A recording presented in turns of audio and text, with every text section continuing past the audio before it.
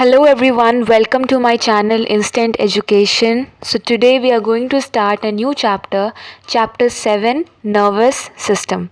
So in this chapter we are going to learn about human nervous system और उसमें जितने भी सारे नर्व्स हैं, sensory, motor, mixed nerves, cranial and spinal nerves, उनके बारे में जानेंगे, रिफ्लेक्स एक्शन के बारे में जानेंगे और सेंट्रल नर्वस सिस्टम के बारे में जानेंगे और उसके पार्ट्स के बारे में जानेंगे। ओके, सो पहला टॉपिक है कोऑर्डिनेशन। तो आपने अपने पिछले क्लासेस में पढ़ा होगा बहुत सारे life processes such as digestion, respiration, excretion जो हमारी बॉडी में होते हैं। तो ये जो प्रोसेस हैं आप सबको पता है कि ये अपने से ये प्रोसेस नहीं होते हैं, ये ख़ुद पे डिपेंड नहीं होते हैं, इंडिपेंडेंट नहीं होते हैं ये प्रोसेस। ठीक है, ये डिपेंड करते हैं किसी एक सिस्टम पे और ये सिस्टम है नर्वस सिस्टम। ठीक है, सो ये जो सारे प्रोसेस हैं इनकी जो आपस में लिंकिंग है, कनेक्शन है, ये सारा कुछ जो कंट्रोल होता है एक्सटर्नली या फिर इंटरनली बॉडी की नीड के हिसाब से, इसी चीज़ को हम लोग कहते हैं coordination. Okay, so the interlinking of these activities of a living being as per the needs of the body internally और एक्सटर्नली इज़ कॉल्ड कोऑर्डिनेशन।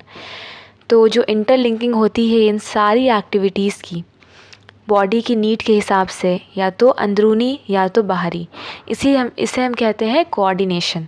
अब जो ये कोऑर्डिनेशन है ये दो टाइप का होता है। सबसे पहला कोऑर्डिनेशन नर्वस सिस्टम, दूसरा केमिकल कोऑर्डिनेशन।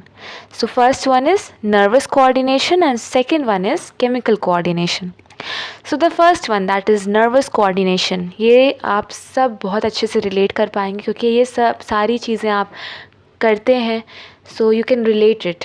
ओके, तो ये जो कोऑर्डिनेशन है नर्वस कोऑर्डिनेशन, ये किसके द्वारा लाई जाती है, कौन कोऑर्डिनेट करता है, कौन सब मैनेज करता है, तो कौन करता है वो है nervous system. So nervous coordination को कौन मैनेज कर रहा है, नर्वस सिस्टम। अब इस नर्वस सिस्टम में क्या क्या होता है, ठीक है। अब जो हमारा नर्वस सिस्टम है इसमें कौन कौन से पार्ट हैं। सो सबसे पहला पार्ट जो है which is very important for us is brain. Okay, जो सारी चीज़ों को कंट्रोल कर रहा है, मतलब एक तरह से कह लो कि ये सबका बाप है। ओके, दूसरा जो है वो है स्पाइनल कॉर्ड, रीढ़ की हड्डी जिसे हम कहते हैं। ओके, और तीसरा है नर्व्स एंड चौथा है sense organs. Okay, so fourth one is sense organs. तो ये सारे चारों मिल के क्या करते हैं, कंट्रोल करते हैं हमारे नर्वस कोऑर्डिनेशन को।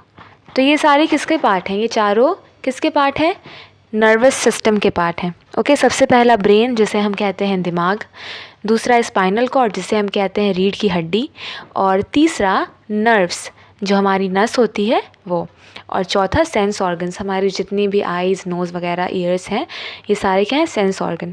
तो इन सब को मिला के हमारा बनता है नर्वस सिस्टम।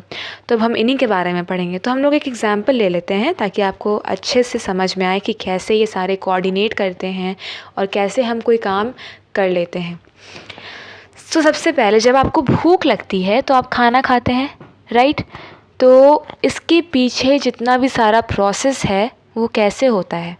सबसे पहले तो आपकी आइज़ जो हैं उस फूड को देखती हैं, ठीक है, उस खाने पे नज़र पड़ी आपकी, तो जो ब्रेन है रिकॉर्ड कर लेता है इस इन्फॉर्मेशन को और फिर यहाँ से एक्शन स्टार्ट हो जाता है। ठीक है, सबसे पहले क्या होता है कि जो हमारे आर्म्स हैं, हमारे आर्म्स जो हैं उन्हें मैसेज मिलता है और वो रेस हो जाते हैं, मतलब उठ जाते हैं।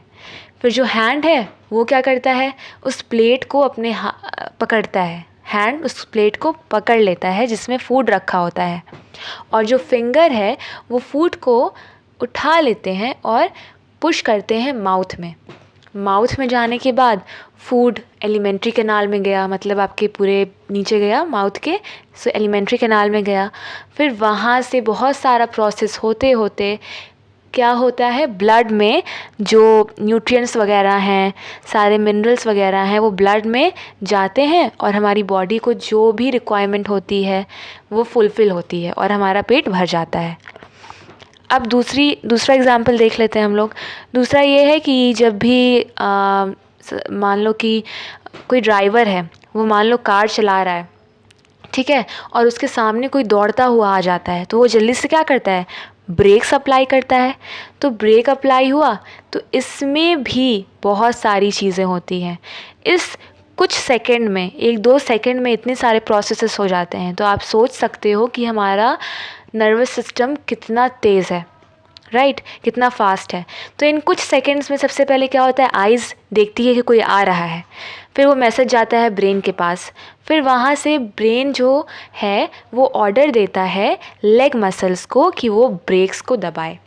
इस तरह से ब्रेक अप्लाई हो जाता है। तो ये सारी चीज़ें हैं इन नर्वस सिस्टम की रिस्पॉन्सिबिलिटी। सेकेंड जो था कोऑर्डिनेशन, सेकेंड टाइप का, वो था केमिकल कोऑर्डिनेशन। ये आपने पहले से ही एंडोक्राइन सिस्टम में पढ़ा है हार्मोन्स के बारे में, तो बस ये वही है कि जो कोऑर्डिनेशन हार्मोन्स के द्वारा लाए जाएं, केमिकल मैसेजेस दिए जाएं, उन्हें हम कहते हैं केमिकल कोऑर्डिनेशन। अब इसका भी एग्जांपल है कि कोई एक इमरजेंसी सिचुएशन है और आप सडनली एक बुल आपको अटैक कर देती है, ठीक है, सडनली आपको एक बुल अटैक कर देती है और आप भागने की कोशिश करते हैं। तो उस सिचुएशन में कुछ केमिकल्स रिलीज़ होते हैं, मतलब हार्मोन्स रिलीज़ होते हैं आपकी ब्लड में कि आपको एक्स्ट्रा एनर्जी प्रोवाइड करें ताकि आप तेज़ भाग सकें, राइट। तो ये था हमारा nervous coordination and chemical coordination.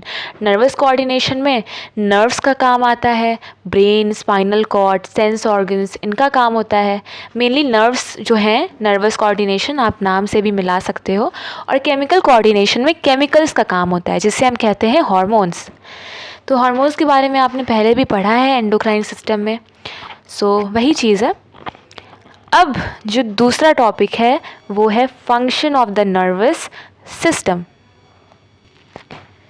सो सबसे पहला फंक्शन है, it keeps us inform about the outside world through the 5 sense organs. तो हमारे जो 5 सेंस ऑर्गन्स हैं उनके द्वारा ये हमें हमारे आसपास क्या हो रहा है उसके बारे में इन्फॉर्म रखता है, ठीक है।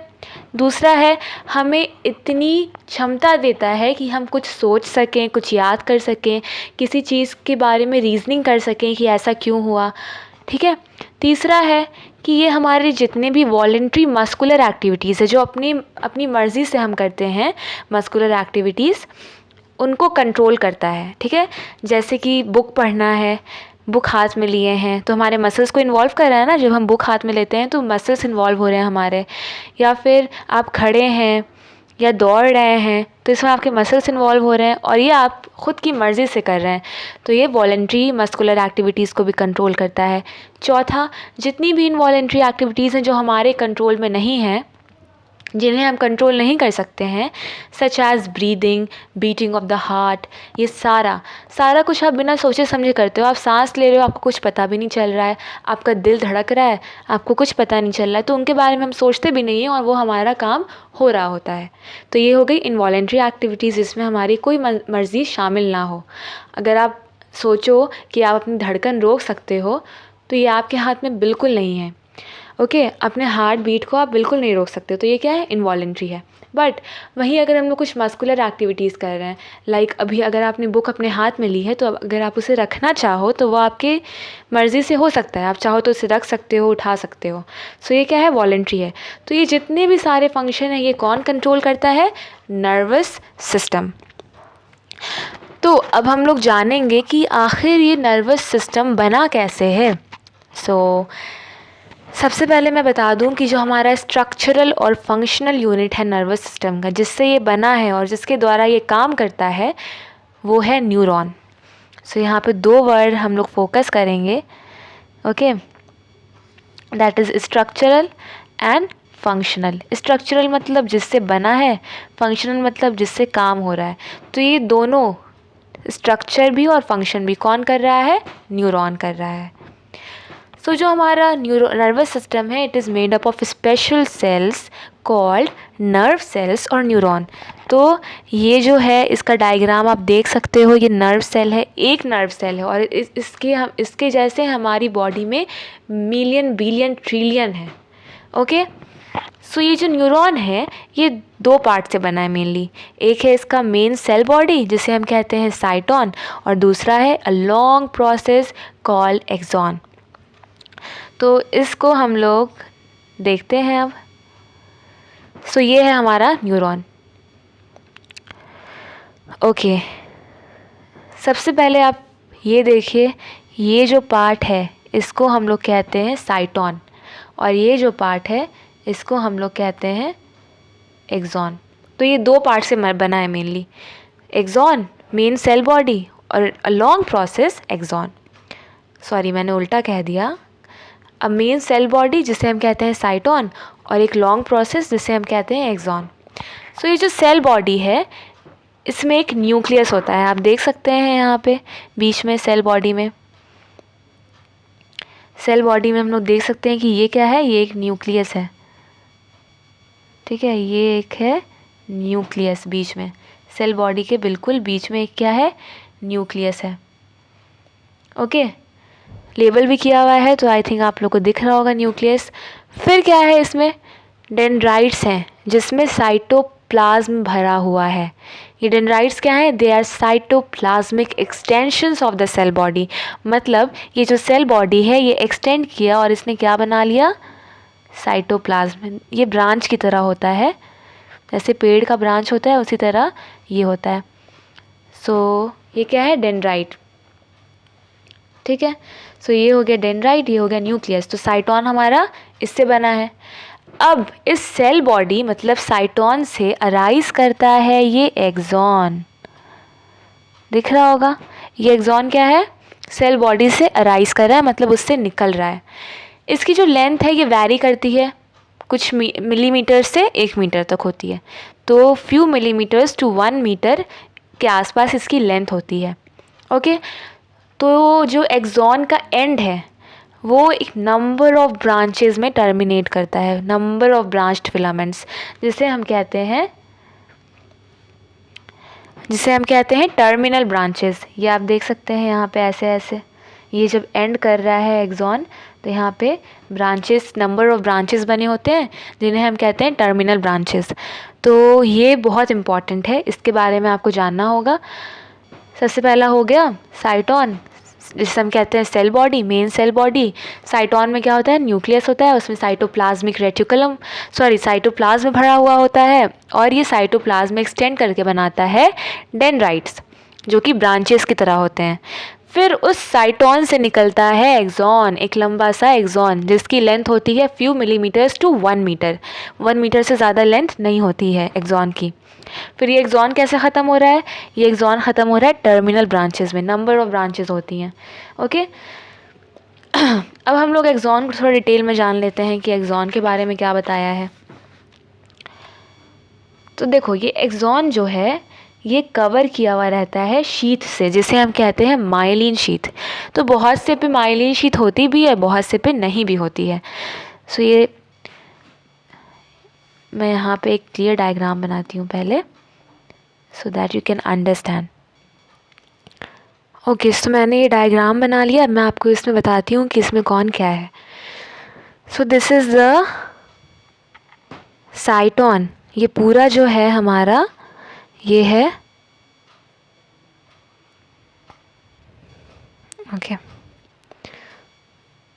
Just a minute.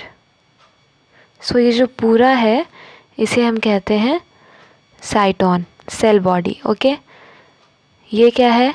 न्यूक्लियस। ये क्या है? डेंड्राइट्स। और ये क्या है? साइटोप्लाज्म है। ठीक है, ये रेड जो है ये साइटोप्लाज्म है। अब एक्सॉन को देखते हैं। यहाँ से अराइज हो रहा है हमारा एक्सॉन, जो मैंने रेड से बनाया है पाइप की तरह, दैट इज़ एक्सॉन। और ये जो मैंने पर्पल कलर से बनाया है ये है हमारा माइलिन शीथ, या फिर इसे हम सिंपली कह सकते हैं शीथ। और जब ये जो हमारा एक्सॉन ख़त्म हो रहा है, ये है टर्मिनल ब्रांचेस। सो ये मेरे पास स्पेस नहीं थी, तो ये पूरा डायग्राम था। आई थिंक आपको समझ में आ गया होगा इसका पूरा स्ट्रक्चर। तो अब हम आगे जानते हैं इसके बारे में। अब देखो, जो न्यूरॉन होते हैं वो कितने टाइप के होते हैं? 3 टाइप के होते हैं। सबसे पहला होता है sensory neuron, motor neuron and then association neuron. I think आपने अपने प्रीवियस क्लासेस में भी इसके बारे में पढ़ा है। सो types of neurons. So neurons के होते हैं 3 types: sensory neurons, second is motor neurons, third is association neuron. तो ये 3 टाइप के न्यूरॉन होते हैं, ठीक है। सेंसरी न्यूरॉन जो हैं वो इम्पल्स मतलब मैसेज कैरी करते हैं सेंस ऑर्गन से स्पाइनल कॉर्ड तक या फिर ब्रेन तक। ओके, सो सेंसरी न्यूरॉन क्या कर रहे हैं? सेंस ऑर्गन से स्पाइनल कॉर्ड या ब्रेन तक मैसेज को डिलीवर कर रहे हैं। वही मोटर न्यूरॉन है तो ये बिल्कुल उल्टा करते हैं।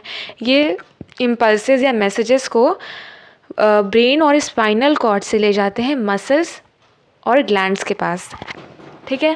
Third, association neuron.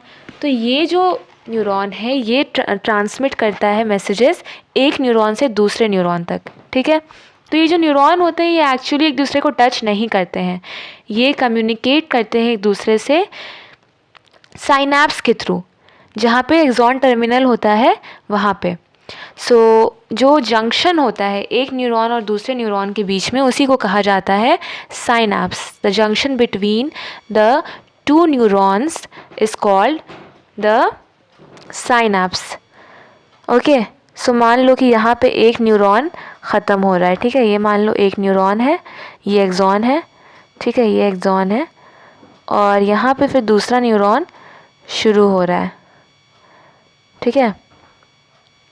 तो ये ख़त्म हो रहा है, ये शुरू हो रहा है, तो ये दोनों सटे नहीं है बिल्कुल, ये थोड़े डिस्टेंस पे रहते हैं और इस डिस्टेंस को कहा जाता है साइनैप्स, ठीक है। सो यही साइनैप्स है। यहाँ पे केमिकल्स रिलीज़ होते हैं, तो वो आप आगे क्लासेस में पढ़ेंगे किस तरह ये कम्युनिकेट करते हैं एक दूसरे से।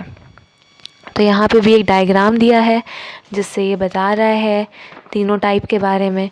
सबसे पहले सेंसरी न्यूरॉन को देखते हैं। तो इसमें क्या है, डायरेक्शन ऑफ कंडक्शन जा रहा है, ये एक्सॉन से गया सेल बॉडी के पास, सेल बॉडी से गया एक्सॉन के पास, फिर एक्सॉन से गया सेल बॉडी के पास, सेल बॉडी से फिर गया सेल बॉडी के पास, सेल बॉडी से फिर गया एक्सॉन के पास, और फिर वहाँ से कहाँ गया, मसल या फिर ग्लैंड के पास। तो ये इसी तरह दोनों कुछ जो न्यूरॉन्स होते हैं वो कम्युनिकेट करते हैं। तो मैंने आपको एक चीज़ और मिस कर दी यहाँ पे कि एक्सॉन्स में जो माइलिन शीथ है ये, ठीक है, माइलिन शीथ के बीच में जो ये स्पेस है इसको कहा जाता है node of Ranvier. Node of Ranvier, ठीक है। सो इसको क्या कहा जाता है, नोड ऑफ रैनवियर, उस स्पेस को। So sensory neuron, association neuron and then motor neuron. So यहाँ साइनैप्स की भी डिफिनेशन दी है कि synapse is a small junction which is used for the communication between 2 neurons. तो ये एक जंक्शन है 2 न्यूरॉन्स के बीच में जिसे यूज़ करते हैं कम्युनिकेशन के लिए। तो ये साइनैप्स ही है जहाँ पे मैसेज ट्रांसमिट होता है एक एक्सॉन से दूसरे न्यूरॉन या फिर दूसरे डेंड्राइट्स या फिर दूसरे न्यूरॉन तक, ठीक है। ये जो ट्रांसमिशन है ये कंटिन्यू करता है, एक स्पेसिफिक केमिकल रिलीज़ होता है जिसका नाम है न्यूरोट्रांसमीटर। फिर ये जो मैसेजेस हैं ये इस तरह से एक न्यूरॉन से दूसरे न्यूरॉन तक जाते हैं कि एक ही डायरेक्शन में ये मैसेजेस फ्लो हों। तो ये पूरा कॉन्सेप्ट है।